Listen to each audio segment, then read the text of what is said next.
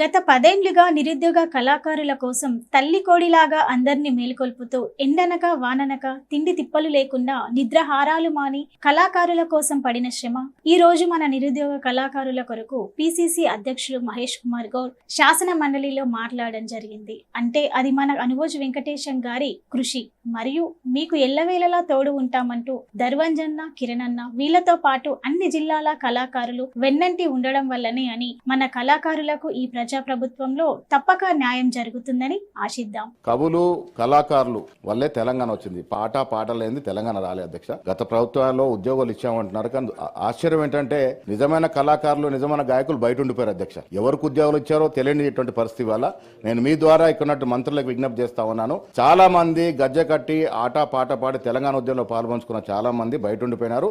వారి కోసం ప్రత్యేకంగా ఉద్యోగాలు ఇవ్వాల్సిన అవసరం ఉంది. మంత్రి గారు, ఇద్దరు మంత్రులు వినాలిది. పాట వల్లే తెలంగాణ వచ్చింది.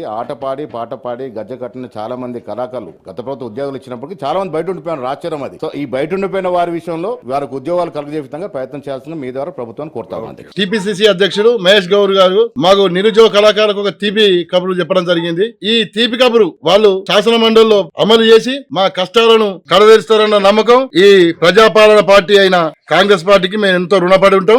ఈ నిరుద్యోగ కళాకారులను మరియు కవులను కళాకారులను హక్కును చేర్చుకునే ప్రజారాజ్యం, ఈ ప్రజా పాలన మన ఇందిరమ్మ రాజ్యం, మన సోనియమ్మ రాజ్యం ఎప్పటికీ చల్లగా ఉండాలని కోరుకుంటూ మీ అనుభూతి వెంకటేశం.